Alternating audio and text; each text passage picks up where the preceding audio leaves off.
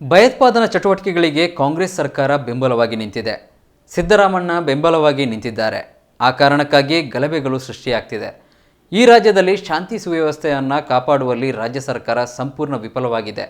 ಹಿಂದೂ ಸಮಾಜವನ್ನು ಸಂರಕ್ಷಣೆ ಮಾಡುವಲ್ಲಿ ಕಾಂಗ್ರೆಸ್ ಸರ್ಕಾರ ವಿಫಲವಾಗಿದ್ದು ಹಿಂದೂ ವಿರೋಧಿಯಾಗಿ ಕೆಲಸ ಮಾಡುತ್ತಿದೆ. ಸಿದ್ದರಾಮಣ್ಣನ ಆಡಳಿತ ಹಿಂದೂ ವಿರೋಧಿ ಆಡಳಿತವಾಗಿದೆ ಎಂದು ಬಿಜೆಪಿ ರಾಜ್ಯಾಧ್ಯಕ್ಷ ಸಂಸದ ನಳಿನ್ ಕುಮಾರ್ ಕಟೀಲ್ ಅವರು ಆರೋಪಿಸಿದ್ದಾರೆ. ವಿಟ್ಲದಲ್ಲಿ ಪತ್ರಕರ್ತರೊಂದಿಗೆ ಮಾತನಾಡಿದ ಕಟೀಲ್, ಇವತ್ತು ಮತಾಂಧ ಶಕ್ತಿಗಳು, ಆತಂಕವಾದಿಗಳು, ನಿರಾತಂಕವಾದಿಗಳು ರಾಜ್ಯದಲ್ಲಿ ಅಶಾಂತಿಯ ವಾತಾವರಣವನ್ನು ನಿರ್ಮಾಣ ಮಾಡುತ್ತಿದ್ದಾರೆ. ಕೋಲಾರದಲ್ಲಿ ಈದ್ ಮಿಲಾದ್ನ ಹೆಸರಿನಲ್ಲಿ ಕತ್ತಿಯ ಪ್ರದರ್ಶನ, ಔರಂಗಜೇಬನ ಕಟೌಟ್ನ ಮುಖಾಂತರ, ಟಿಪ್ಪುವಿನ ಕಟೌಟ್ನ ಮುಖಾಂತರ ಕೋಲಾರದಲ್ಲಿ ಅಶಾಂತಿಯನ್ನು ನಿರ್ಮಾಣ ಮಾಡುವ ಪ್ರಯತ್ನ ನಡೆದಿದೆ. ಶಿವಮೊಗ್ಗದಲ್ಲಿ ಈದ್ ಮಿಲಾದ್ನ ಹೆಸರಿನಲ್ಲಿ ಹಿಂದೂ ಮನೆಗಳ ಮೇಲೆ ಕಲ್ಲು ತೂರಾಟ, ಅಂಗಡಿ ಮುಂಗಟ್ಟುಗಳ ಮೇಲೆ ಕಲ್ಲು ತೂರಾಟ ನಡೆಸಿರುವ ಗಂಭೀರ ಪ್ರಕರಣಗಳನ್ನು ನಾವು ಕಂಡಿದ್ದೇವೆ. ಯಾವಾಗ ಸಿದ್ದರಾಮಣ್ಣ ನೇತೃತ್ವದ ಕಾಂಗ್ರೆಸ್ ಆಡಳಿತ ಈ ರಾಜ್ಯದಲ್ಲಿ ಬರುತ್ತೋ ಆವಾಗ ಗಲಭೆ ಸೃಷ್ಟಿ ಮಾಡುವಂತಹ ಗಲಭೆಕೋರರಿಗೆ ಶಕ್ತಿ ತುಂಬುವ ಕೆಲಸ ಈ ಸರ್ಕಾರ ಮಾಡುತ್ತಿದೆ ಎಂದು ಆರೋಪಿಸಿದರು. ಆತಂಕವಾದಿಗಳು ನಿರಾತಂಕವಾಗಿ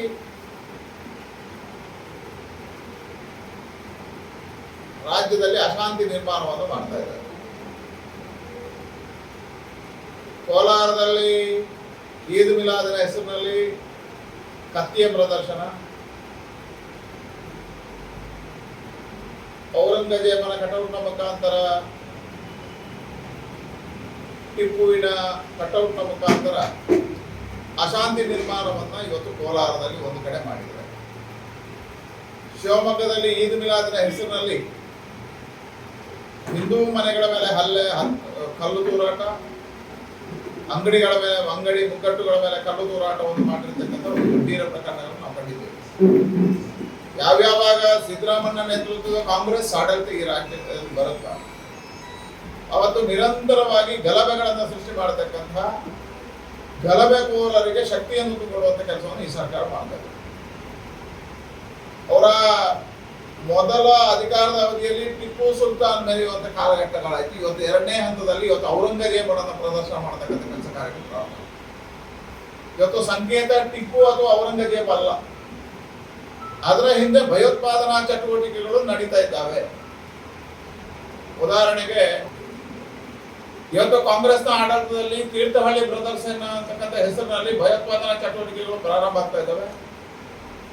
ಹರ್ಷಣ ಹತ್ಯೆಯ ನಂತರ, ಪ್ರವೀಣ್ ನೆಟ್ಟಾರ್ ಹತ್ಯೆಯ ನಂತರ ಎನ್ಐಎ ತನಿಖೆಗಳು ತೀವ್ರಗೊಳಿಸಿದ ಮೇಲೆ ಶಿವಮೊಗ್ಗ ಜಿಲ್ಲೆಯ ತೀರ್ಥಹಳ್ಳಿ ಭಯೋತ್ಪಾದನಾ ಕೇಂದ್ರ ಆಗ್ತದೆ ಅನ್ನತಕ್ಕಂಥದ್ದು ಎನ್ಐಎ ಹೇಳಿದೆ.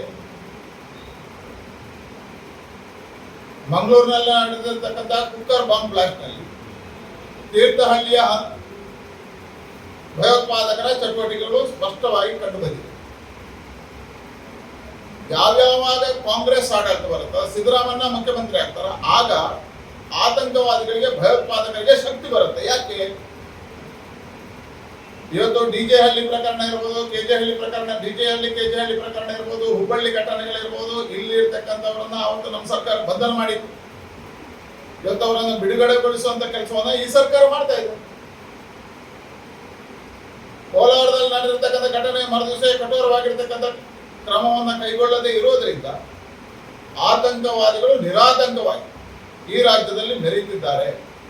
ಹೇಳಿದ್ರೆ ಭಯೋತ್ಪಾದನಾ ಚಟುವಟಿಕೆಗಳಿಗೆ ಕಾಂಗ್ರೆಸ್ ಬೆಂಬಲವಾಗಿ ನಿಂತಿದೆ, ಸಿದ್ದರಾಮಣ್ಣ ಬೆಂಬಲವಾಗಿದ್ದಾರೆ. ಆ ಕಾರಣಕ್ಕೋಸ್ಕರ ಇವತ್ತು ಗಲಭೆಗಳು ಸೃಷ್ಟಿಯಾಗ್ತಾ ಇದೆ. ಕಾಂಗ್ರೆಸ್ ಅಧಿಕಾರಕ್ಕೆ ಬಂದ ದಿವಸ ಅವರ ವಿಜಯೋತ್ಸವದ ಹೆಸರಿನಲ್ಲಿ ಮೆರವಣಿಗೆಗಳು ನಡೆದಂತ ಸಂದರ್ಭದಲ್ಲಿ ಪಾಕಿಸ್ತಾನದ ಪರವಾಗಿ ಘೋಷಣೆಗಳನ್ನು ಹಾಕಿರ್ತಕ್ಕಂಥದ್ದು ಕಾಂಗ್ರೆಸ್ನ ಮೆರವಣಿಗೆ, ಪಾಕಿಸ್ತಾನದ ಪರ ಧ್ವಜವನ್ನು ಹಿಡಿದಿರ್ತಕ್ಕಂಥದ್ದು ಕಾಂಗ್ರೆಸ್ನ ಮೆರವಣಿಗೆ. ಯಾವ ರಾಷ್ಟ್ರ ವಿರೋಧಿ ಕೃತ್ಯಗಳ ಧ್ವಜ ಹಿಡಿದಿರ್ತಕ್ಕಂಥ ರಾಷ್ಟ್ರ ವಿರೋಧಿ ಘೋಷಣೆಗಳನ್ನು ಹಾಕಿರುತ್ತವರನ್ನ ಬಂಧನ ಮಾಡುವ ಶಕ್ತಿ ಈ ಸರ್ಕಾರಕ್ಕೆ ಇರಲಿಲ್ಲ. ತುಷ್ಟೀಕರಣದ ನೀತಿಗೋಸ್ಕರ ಅವರನ್ನು ಬಿಟ್ಟು ಆ ಕಾರಣಕ್ಕೋಸ್ಕರ ಇವತ್ತು ಇಡೀ ರಾಜ್ಯದಲ್ಲಿ ಗಲಭೆಗಳನ್ನು ಸೃಷ್ಟಿ ಮಾಡತಕ್ಕಂಥ ಹುನ್ನಾರ ನಡೀತಾ ಇದೆ. ಭಯೋತ್ಪಾದನಾ ಚಟುವಟಿಕೆಗಳು ಜಾಸ್ತಿ ಆಗ್ತಾ ಇದೆ, ಆತಂಕವಾದಗಳು ನಡೀತಾ ಇದೆ. ಕಾಪಾಡುವಲ್ಲಿ ಸರ್ಕಾರ ವಿಫಲ ಆಗಿದೆ. ಸಿದ್ದರಾಮಣ್ಣ ವಿಫಲ ಆಗಿದ್ದಾರೆ, ಗೃಹ ಸಚಿವ ಪರಮೇಶ್ವರ್ ವಿಫಲ ಆಗಿದ್ದಾರೆ.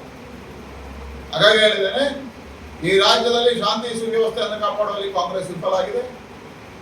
ಹಿಂದೂ ಸಮಾಜದ ಸಂರಕ್ಷಣೆ ಮಾಡುವಲ್ಲಿ ಕಾಂಗ್ರೆಸ್ ವಿಫಲ ಆಗಿದೆ. ಕಾಂಗ್ರೆಸ್ ಹಿಂದೂ ವಿರೋಧಿ ಪಾರ್ಟಿ ಆಗಿದೆ. ಸಿದ್ದರಾಮಣ್ಣ ಆಡಳಿತ ಹಿಂದೂ ವಿರೋಧಿ ಆಡಳಿತ ಆಗಿದೆ. ಹಾಗಾಗಿ ಸ್ಪಷ್ಟವಾಗಿ ನಾನು ಇದನ್ನು ಖಂಡಿಸ್ತೇನೆ. ನಾಳೆ ದಿನ ಶಿವಮೊಗ್ಗದಲ್ಲಿ ಏನು ಗಲಭೆ ಆಗಿದೆ ಅದನ್ನು ನೋಡುವುದಕ್ಕೆ ನಮ್ಮ ತಂಡ, ನನ್ನ ನೇತೃತ್ವದಲ್ಲಿ ತಂಡ ನಾಳೆ ಶಿವಮೊಗ್ಗಕ್ಕೆ ಹೋಗ್ತೇವೆ. ಅದನ್ನು ಪರಿಶೀಲನೆ ಮಾಡ್ತೀವಿ.